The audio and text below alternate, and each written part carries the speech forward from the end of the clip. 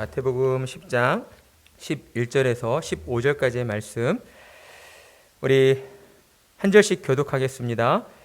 어떤 성이나 마을에 들어가든지 그 중에 합당한 자를 찾아내어 너희가 떠나기까지 거기서 머물라.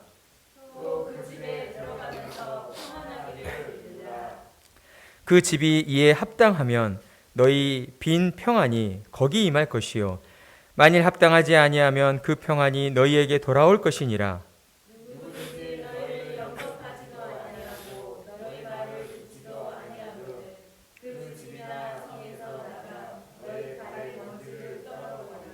함께 읽겠습니다. 내가 진실로 너희에게 이르노니 심판날에 소돔과 고모라 땅이 그 성보다 견디기 쉬우리라. 아멘. 우리는 지난 주일에 복음 전도자가 복음을 전하기 전 우선적으로 알고 있어야 할 세 가지가 무엇인가에 대해 살펴보았습니다. 혹시 기억하고 계십니까? 첫째는 무엇이었죠? 누구에게 가장 먼저 복음을 전해야 하는가? 복음을 전하는 그 대상의 우선순위에 대하여 말씀해 주셨습니다. 그리고 두 번째는 그들에게 전해야 할 복음의 핵심이 되는 내용은 무엇인가? 그리고 세 번째는 복음을 전하는 복음 전도자는 이 땅에서 먹고 사는 생계의 문제를 어떻게 해결해야 할 것인가 였습니다. 예수님은 복음을 전하러 가장 먼저 누구에게 찾아가라고 말씀하셨습니까? 하나님의 잃어버린 양에게로 찾아가라고 하셨습니다. 예수님께서는 이방인도 아니요 사마리아인도 아니요 오히려 이스라엘 집에 잃어버린 양, 곧 하나님을 떠나 살고 있는 유대인들에게 가서 복음을 전해야 한다라고 말씀하신 것입니다. 예수님이 이러한 명령을 내리신 데에는 매우 중요한 이유가 있었습니다. 그 이유는 무엇이었습니까? 하나님의 구원 계획의 성취가 우선적으로 하나님의 언약 백성인 이스라엘 가운데에 이루어져야 했기 때문이었습니다. 하나님께서는 아브라함을 통해서, 모세를 통해서, 그리고 수많은 선지자들을 통하여서 이스라엘을 구원할 메시아를 보내주시겠다라고 약속해 주셨기 때문이죠. 예수님께서는 이 같은 하나님의 약속을 이루시기 위하여 우선적으로 이스라엘 민족에게 찾아가서 복음을 전하라고 명령하신 것입니다. 그리고 예수님께서는 이어 그들에게 너희가 전해야 할 분명한 메시지가 이것이다 라고 가르쳐 주셨습니다. 그것은 무엇입니까? 천국이 가까이 왔으니 회개하라는 것이었습니다. 그렇습니다. 천국이 가까이 왔으니 회개하라. 이 메시지는 죄로 타락한 인간이 구원받기 위해 들어야 할 가장 본질적이고 근원적인 단 하나의 메시지라고 할 수 있습니다. 하지만 이스라엘은 어떠했습니까? 하나님의 언약 백성이라고 하는 그 타이틀을 가지고 스스로를 의롭다 여기고 자신들의 구원을 스스로 확신하는 교만에 빠져 있었습니다. 그러나 신실하신 하나님께서는 그러한 이스라엘을 포기하지 않으셨고 이스라엘과의 그 약속을 이루시기 위해 지금 유대인들이 가장 시급하게 들어야 할 메시지를 그들에게 전하도록 해 주셨던 것입니다. 그리고 회개하라는 메시지와 함께 12사도가 하나님이 보내신 자들임을 확증하기 위하여, 그리고 그들이 전한 그 메시지가 하나님이 전하라 하신 메시지임을 확증하기 위하여 예수님께서는 병든 자를 고치고 죽은 자를 살리고 귀신을 쫓아내라 라고 말씀하신 것입니다. 그리고 이제 마지막으로 복음 전도자가 기억해야 할 것으로 예수님께서는 하나님의 일꾼으로 부름받은 자들의 생계의 모든 문제를 하나님이 책임져 주신다라는 것을 너희가 잊지 말아야 한다라고 말씀해 주셨습니다. 하나님은 우리를 복음을 전하는 하나님 나라 일꾼으로 불러주셨습니다. 그러니 하나님의 일꾼으로 보냄을 받은 자들은 이 땅을 사는 동안 하나님의 섭리를 믿고 의지함으로 살아가야 하는 것입니다. 한마디로 말하여 일의 우선순위를 분명히 하라는 것이죠. 믿음 없는 세상 사람들과 다를 바 없이 먹고 사는 문제에 전전긍긍하며 그 일들에만 집중해 있어서는 안 된다라는 것입니다. 제가 분명히 말씀드렸습니다. 예수님의 이 말씀은 어떤 운명론을 이야기하는 것이 아닙니다. 예수님을 믿기 때문에 먹고 사는 문제에 있어서 아무것도 준비할 필요가 없다. 이걸 말씀드리는 게 아니라고 분명히 말씀드렸습니다. 무엇이 문제입니까? 우선순위의 문제라는 거죠. 강조점이 어디에 있느냐? 너의 생각의 초점이 어디 있느냐? 너의 삶의 초점이 어디 있느냐? 예수님은 그걸 우리에게 깨닫게 하시려는 겁니다. 하나님의 일꾼으로 부름받았으니 하나님께서 너희의 먹고 사는 생계의 문제를 책임져 주시지 않겠느냐? 그 믿음을 가져야 되지 않겠느냐? 라고 우리에게 말씀하시는 것이죠. 그러니 복음 전도자로 사는 우리는 먹고 사는 모든 문제를 하나님께 맡겨드리고 복음 전하는 일에 온전히 집중해야 하는 것입니다.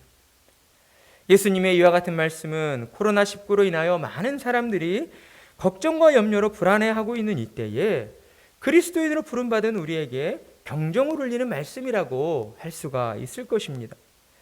이럴 때일수록 우리는 더욱더 하나님 말씀에 순종하여 세상의 빛과 소금의 역할을 감당해야 하는 것이죠.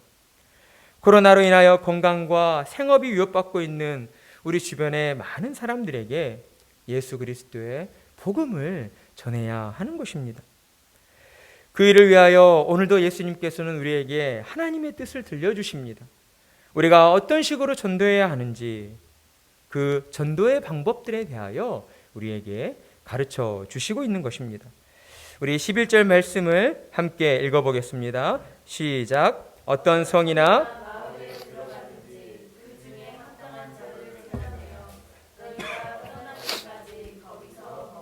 아멘. 예수님은 먼저 12사도에게 너희가 복음을 전하기 위해, 그러니까 전도 여행을 다니다가 어떤 성, 그러니까 알 수 없는 성이겠죠. 어떤 성이나 그 마을로 들어가거든 그곳에서 먼저 누구를 찾으라고요? 합당한 자를 찾으라고 말씀합니다. 그리고 그곳을 떠날 때까지 그 사람의 집에서 머무르라고 말씀하셔요. 우리는 예수님이 하신 이 말씀에서 효과적인 전도의 그 핵심이 되는 방안을 발견할 수가 있습니다. 그것은 무엇인가? 바로 핵심 멤버, 믿음의 동역자를 먼저 찾아야 한다는 것입니다. 그리고 그 사람을 통하여서, 그 사람의 집과 가정을 통하여서 그것을 복음의 전초기지 또는 전도본부로 삼고 복음 전하는 일에 더욱 매진해야 한다라는 것이죠. 이와 같은 방법은 예수님께서 제자들과 함께 다니시며 직접 보여주셨던 방법이기도 합니다. 예수님은 갈릴리 지역에서 복음을 전하실 때에 베드로의 집을 사역의 중심지로 삼으셨어요. 그리고 그곳에서 숙식을 해결하시며 다시 갈릴리 지역을 돌아다니시면서 복음을 전하셨던 것이죠. 그러니까 복음 사역을 더 효과적으로 이루기 위해서 이곳저곳을 떠돌아다니는 것이 아니라 그 지역에 갔다면 합당한 자를 찾아서 그곳을 복음의 중심지로 삼고 그것을 통하여 복음이 전파되도록 해야 한다라는 것입니다. 예수님께서는 전도 여행을 떠나는 12사도들이 예수님이 가르쳐 주시고 보여주신 이 방법대로 행하기를 원하셨던 것이죠. 왜냐하면 예수님이 보여주신 이 방법이야말로 복음 전도에 있어 가장 효과적인 방법이며 또한 하나님의 뜻대로 행하는 방법이었기 때문입니다. 그렇습니다. 복음 전도의 시작은 누구를 통해 시작되어집니까? 하나님의 은혜를 경험한 자를 통하여 시작되어지는 것입니다. 예수 그리스도의 복음을 듣고 믿음으로 거듭나게 된 그 한 사람을 통해서 복음의 역사가 시작되는 것입니다. 그리고 그 전도자가 나아가는 그곳에 또한 누가 준비되어져 있습니까? 하나님께서 예비해 주신 믿음의 동역자가 준비되어져 있는 것입니다. 하나님께서 이렇듯 복음을 전하는 전도자와 또한 그를 도와서 복음을 더 힘있게 전하고자 하는 그 믿음의 동역자를 만나게 하심으로써 서로 합력하여 선을 이루어 가시는 것을 기뻐하시기 때문입니다. 로마서 8장 28절의 말씀은 이렇게 증언하고 있습니다. 우리가 알거니와 하나님을 사랑하는 자, 곧 그의 뜻대로 부르심을 입은 자들에게는 모든 것이 합력하여 선을 이루느니라. 아멘. 그렇습니다. 하나님께서는 우리를 하나님의 뜻대로 불러주셨고 또한 복음 전도를 위하여 세우는 교회로 모아주셨습니다. 그리고 주님의 몸된 교회에서 서로 합력하여 하나님의 선을 이루도록 우리를 인도해 주시고 계시는 것입니다.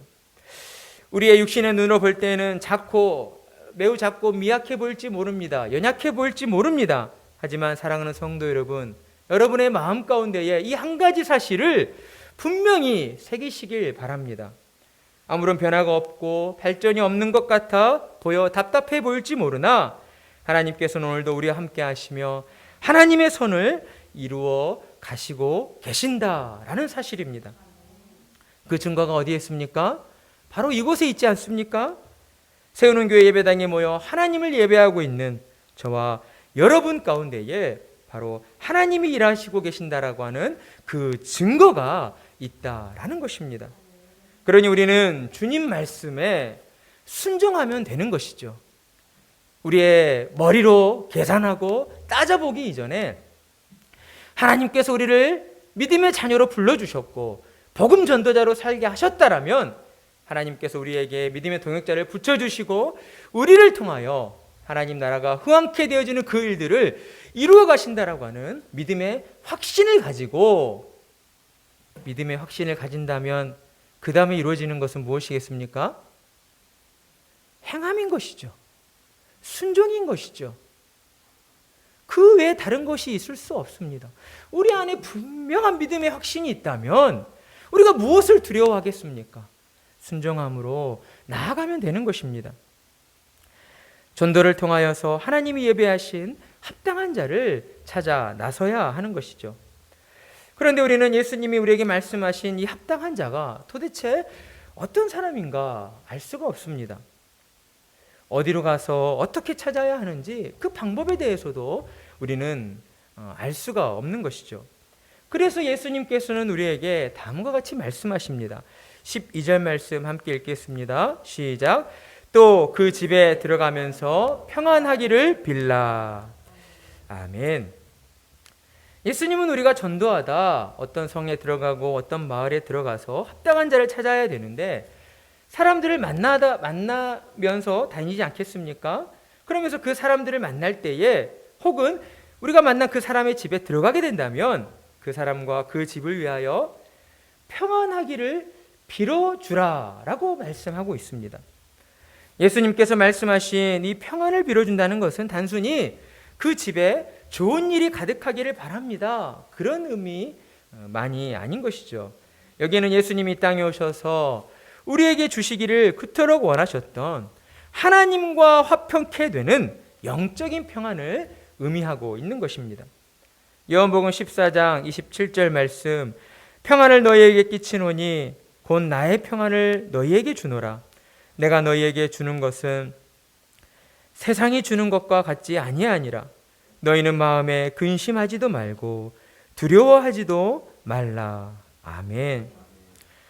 평안을 빌어주라는 예수님의 이 말씀에는 인간이 본질적으로 가장 간절하게 추구하는 것이 무엇인가를 우리에게 깨우쳐 주고 있는 것입니다. 그것은 무엇입니까? 바로 평안인 것입니다. 사람들이 왜 열심히 일을 하겠습니까? 사람들이 왜 운동을 열심히 하고 왜 좋은 음식을 먹으려 하겠습니까? 세상에 좋은 것들을 왜 더 많이 가지려 하겠습니까? 단지 내가 이만큼 성공했다, 난 이만큼 잘난 사람이다, 이런 것들을 자랑하기 위해서입니까? 우리가 겉으로 볼 때에는 그런 이유들 때문일지 모르겠지만 그 내면을 들여다보면 그 이유들과는 조금 다르다는 것을 우리는 알게 되는 것입니다.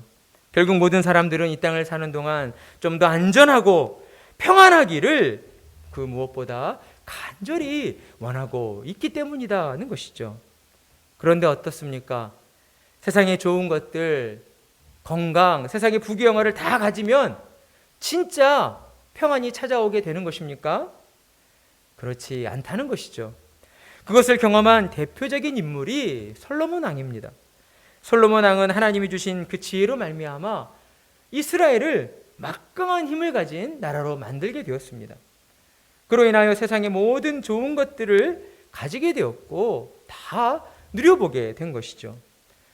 하지만 어떻습니까? 그가 기록한 전도서의 말씀을 보면 세상의 부귀영화가 자기 영혼 가운데에 평안을 가져다 주지 못했다라고 고백하며 세상의 모든 것들이 결국 헛되고 헛되다라고 우리에게 말씀하고 있는 것이죠.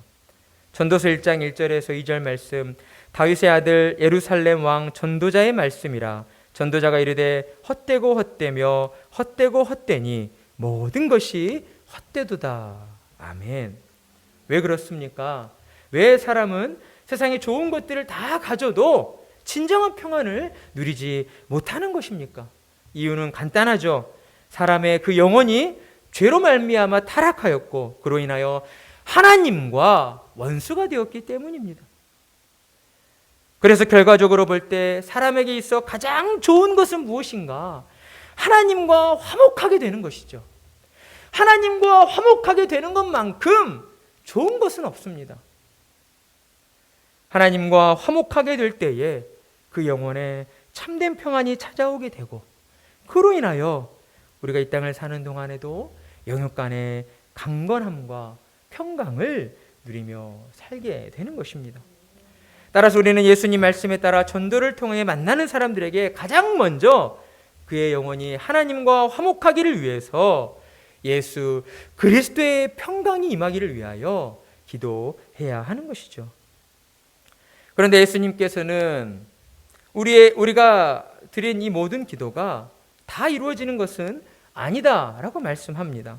우리 13절 말씀 함께 읽겠습니다. 시작.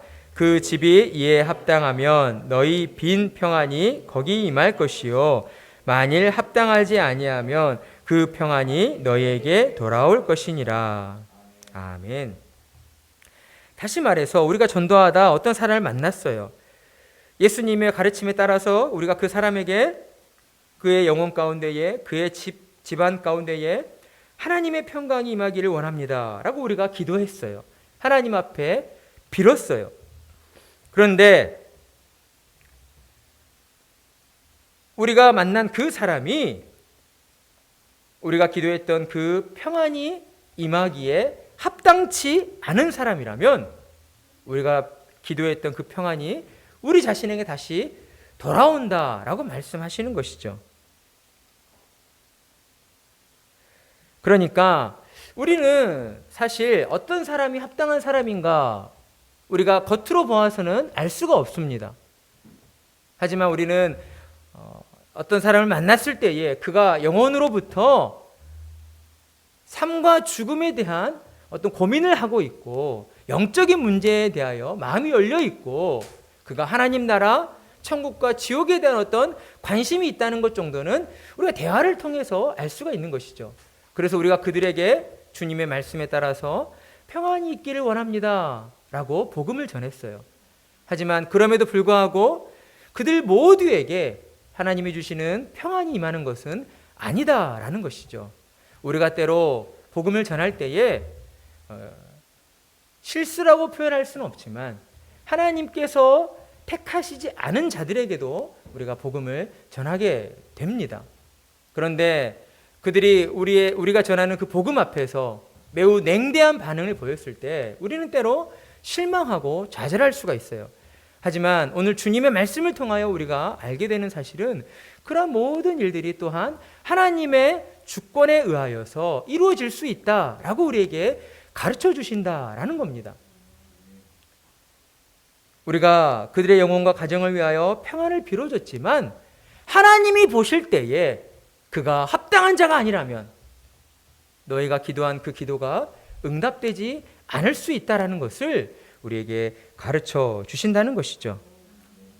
그리고 이어지는 말씀을 통하여 예수님께서는 우리가 찾아야 하는 합당한 자가 어떤 사람인가를 우리에게 가르쳐 주시며 우리가 기도했던 평안이 임하게 되는 사람이 어떤 사람인가에 대하여 말씀해 주시고 있습니다. 우리 14절 말씀 함께 읽겠습니다. 시작. 누구든지 너희를 영접하지 아니하고 너희 말을 듣지도 아니하거든 그 집이나 성에서 나가 너희 발에 먼지를 떨어버리라. 아멘. 그러니까 11절에서 어떤 성이나 마을로 들어가서 너희가 합당한 자를 찾으라 라고 하셨는데 그 합당한 자는 과연 누구인가? 14절 말씀에 반대되는 사람이 곧 예수님이 우리에게 가르쳐 주시는 합당한 자이다라는 것입니다. 복음을 전하는 자를 영접하는 자요, 그리고 복음 전도자의 말을 듣는 사람이 하나님의 보실 때에 복음에 합당한 사람이다라는 것이죠. 우리는 이 말씀을 통하여 두 가지 사실을 깨닫게 됩니다. 첫째는 우리가 찾아내야 하는 믿음의 동역자는 어떤 사람인가? 그 사람은 나와 성향이 잘 맞는, 내가 좋아하는, 내 마음에 합한 그런 사람이 아니다라는 것입니다. 우리는 조금 쉽게 접근을 하죠. 전도하기 위해서 나와 가장 가까이 있는 사람에게 우리가 친절을 베풀고 그들에게 마음을 쏟고 그들을 위하여 기도합니다라고 하는 그러한 이런 행위들을 우리가 하게 됩니다. 하지만 예수님께서 우리에게 말씀하시는 자는 만약 우리가 그렇게 복음을 전하면서 그들에게 착한 행실을 했음에도 불구하고 그들이 우리의 말을 들으려 하지 않고 복음 전하는 자를 배척하려 하는 자세를 보인다면 어때요? 그들은 하나님이 보실 때에 합당한 자가 아니다라는 것이죠. 그들에게 너무 많은 시간과 에너지와 열정을 쏟을 필요가 없다라고 우리에게 말씀하시는 겁니다. 이렇게 말씀드리면 예수님께서 너무 편협한 거 아닙니까? 예수님은 하나님의 사랑의 징표로 이 땅에 오신 분인데 왜 그렇게 말씀하시는 것입니까? 여러분, 이렇게 생각해 보셔야 합니다. 우리가 사는 이 세상은 죄로 말미암아 타락한 세상입니다. 이 세상은 좋은 것이 하나도 없는 것이에요. 사실 우리가 볼 때에 많은 사람들이 자유롭게 살아가고 있지만 영적으로 볼 때에, 하나님 보실 때에 이 땅의 모든 사람들은 지금 죄로 인하여 감옥에 갇혀 있는 사람들인 것이죠. 그런 사람들 가운데에 하나님께서 특별히 어떤 자들을 택하시고 은혜를 베풀어 주신 거예요. 그러니 우리가 어떻게 하나님 앞에서 왜 저 사람은 구원하지 않습니까? 라고 하나님 앞에 불평불만을 토로할 수 있겠습니까? 이 모든 것들이 하나님의 은혜임에 우리는 감사해야 할 것이고, 또한 이 모든 일들이 하나님의 뜻 안에서 이루어지는 것임을 우리가 믿고 인정해야 하는 것입니다. 우리가 찾아내야 하는 믿음의 동역자는 세상의 지식이 뛰어난 자도 아니요 부와 명예를 가진 사람도 아닙니다. 예수님이 우리에게 찾으라 하신 복음에 합당한 자는 곧 하나님이 주시는 평안이 임하는 자는 그의 영혼이 하나님을 찾고 갈망하고 있는 자이다라고 할 수 있습니다. 그것을 어떻게 알 수가 있습니까? 우리가 복음을 전해보면 알 수 있는 것이죠. 모든 사람은 죽음 이후에 하나님의 심판에 따라서 천국과 지옥으로 가게 되는데 하나님의 아들이신 예수 그리스도를 믿는 자만이 구원을 받고 천국에 가게 됩니다. 이와 같은 복음의 내용을 우리가 잘 전했을 때에 그 복음을 들은 그 사람의 반응을 통하여 우리는 알게 된다는 것입니다. 그리고 우리가 두 번째로 깨닫게 되는 것은 복음을 들으려 하지 않는 자들에게 억지로 복음을 전해서는 안 된다는 것입니다. 우리는 때로 복음 전도자로 사명자로 부름받았다는 것에 너무 집착한 나머지 예수님이 우리에게 가르쳐 주신 이 방법을 기억하지 못하고 내 욕심대로, 내 마음껏, 내 성향대로 전도하려 할 때가 있다라는 것이죠. 물론 오늘날 한국교회가 이만큼 성장한 데에는 전도에 대한 남다른 열심이 한 몫을 한 것도 사실입니다. 하지만 잘못된 방법을 통하여 그러한 일들을 진행하다 보니 오늘날에 와서야 오늘날 한국교회에 발생되어지는 여러 가지 문제들, 여러 가지 어려움들이 많이 있다는 것도 우리는 보게 되는 것이죠. 앞뒤 가리지 않고 보지 않고 무조건 성장해야 한다는 목표 아래 전도를 하다 보니 복음의 본질을 잃어버리게 된 것입니다. 그러다 보니 교회가 세상의 기업을 따라 행하게 되죠. 기업의 방식대로 마케팅을 하고 사은품을 걸고 선물을 주면서 교회로 한번 데려오기만 하면 된다라는 식으로 전도를 가르칩니다. 그리고 성도들에게 전도를 독려하기 위해 전도왕이라고 하는 타이틀을 만들어서 서로 경쟁하게 만들죠. 정말 우리 안에 있는 그 복음의 본질이 무엇인가를 성경을 통해 가르침받고 깨달아서 그것을 가지고 내가 먼저 삶으로 살아내고 내가 하나님의 말씀대로 살고 있는 것을 우리 주변의 이웃들에게 보여주면서 그로 인하여 우리가 착한 행실을 행하고 그들에게 복음을 전하는 것이 아니라 그냥 데려오기만 하면 된다. 와서 보라. 어찌 보면 너무나 분명한 메시지이기 때문에 많은 성도들에게 참 쉽게 다가갈 수 있겠지만 그로 인하여 발생되는 문제들이 참 많이 있다라는 것이죠. 복음의 본질을 잃어버린 채 그 자신 또한 삶 속에서 하나님을 예배하지 못하고 세상 사람들과 다를 바 없는 모습으로 살아가게 되는 것입니다. 한번 와보라 해서 데려왔더니 어때요? 이건 하나님을 찬양하는 하나님의 백성이 아니라 그냥 종교인이 되고 마는 거예요. 그런 사람들이 교회 안에 얼마나 많이 있는지 모릅니다. 그래서 예수님께서도 가라지를 그냥 내버려 두라 하신 거예요. 가라지 때문에 알곡이 상처받을까 봐. 그러니 우리는 언제나 깨어 있어야 하는 것이죠. 복음 전도자로 사명자로 부름을 받았다면 우리가 어떻게 전도를 행하고 어떻게 살아가야 할 것인가에 대한 분명한 인식을 가지고 살아가야 하는 것입니다. 우리 자신을 늘 하나님의 말씀으로 비춰보고 돌아보면서 내가 하나님의 말씀 안에서 무엇을 잘하고 있고 또한 무엇을 잘못하고 있는지를 늘 점검하며 살아야 하는 것이죠. 때문에 우리는 우리의 어떤 노력과 정성을 가지고 복음을 전하기 위해 나아가기보다 무엇보다 먼저 하나님의 은혜를 구하며 하나님의 주권을 믿고 인정함으로 복음을 전하는 그런 자세를 가져야 하는 것입니다.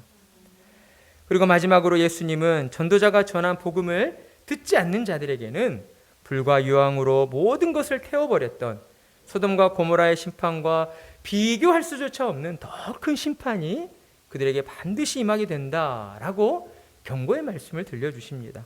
우리 15절 말씀을 함께 읽겠습니다. 시작.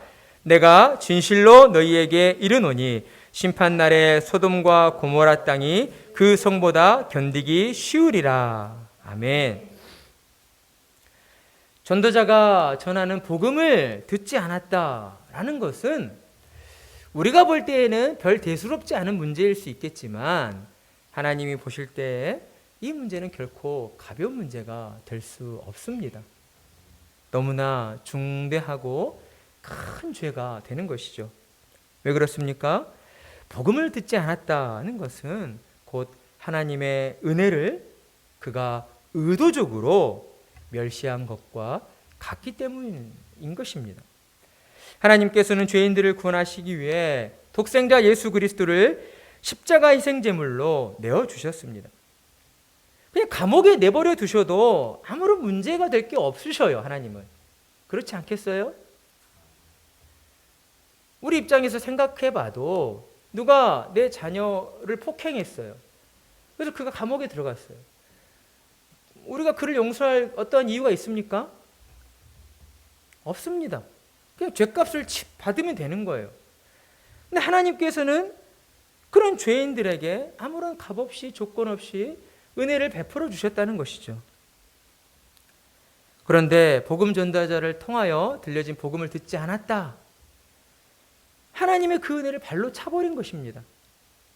하나님의 은혜를 저버린 자에게 그러하니 혹독한 심판이 임하게 되는 것은 너무나 당연한 사실인 것이죠. 그래서 예수님께서는 복음을 듣지 않는 자들에게 하나님의 심판이 임하게 될 것을 나타내는 하나의 징표로서 너희 발의 먼지를 떨어버려라 라고 말씀해 주십니다. 예수님께서는 오늘 말씀을 통하여서 우리에게 전도의 방법에 대하여 전도의 방법 3가지를 말씀해 주셨습니다. 첫째는 무엇이었습니까? 복음에 합당한 자를 찾아야 한다는 것입니다. 그리고 두 번째는 그들의 집에 들어가 평안하기를 빌어줘야 한다는 것이죠. 그리고 세 번째는 복음을 듣지 않는 자들에게 억지로 복음을 전해서는 안 된다라는 것입니다. 사랑하는 성도 여러분, 저와 여러분은 예수 그리스도의 복음을 전하는 하나님 나라 일꾼으로 부름을 받은 자들입니다. 우리는 그 일을 잘 감당하기 위하여 하나님의 은혜로 말미암아 세우는 교회로 모이게 된 것이죠. 내 힘과 내 의지로 이 자리에 나온 것 같지만 결코 그렇지 않습니다. 하나님께서 우리에게 은혜를 주시지 않았다면, 우리의 마음을 인도하시지 않았다면 우리는 이 자리에 나올 수 없는 것이죠. 주님께서 또한 세우는 교회를 통하여서 이곳을 복음의 전초기지로 삼고 이 주변과 지역의 많은 이들에게 복음을 전하라고 우리를 불러주신 것입니다. 그러니 우리는 우리의 상황과 형편에 의해서가 아니라 주님 명령에 따라서 복음을 전하며 살아가야 하는 것입니다. 예수님이 가르쳐 주신 그 방법대로 교회를 복음 전도의 중심지로 삼고 교회를 통하여서 주의 말씀을 듣고 배우며 우리의 영혼을 말씀으로 단단히 무장한 채, 그리고 우리가 속한 세상을 향하여 빛과 소금으로 세상을 섬기며 살아가야 하는 것입니다. 하나님은 오늘도 우리에게 그 일을 맡겨주셨습니다. 그리고 그 일을 잘 이루도록 하시기 위해 우리에게 성령님을 보내어 주셨습니다. 우리 안에 찾아오신 성령님을 의지하여서 각자의 삶 속에서 주님 가르쳐 주신 방법대로 먼저 복음에 합당한 자를 찾고 그에게 평안을 빌어주고, 그리고 내 욕심대로 내 마음대로 억지로 복음을 전하는 자세가 아니라 그들에게 나부터가 하나님의 말씀 앞에서 하나님을 예배하는 자로 살아가며 나의 삶을 통하여 하나님의 살아계심을 보여주며 그 모습을 통해 그들을 하나님께로 인도하는, 하나님이 기뻐 받으시는 복된 성도들로 나아가시기를 간절한 마음으로 축원합니다.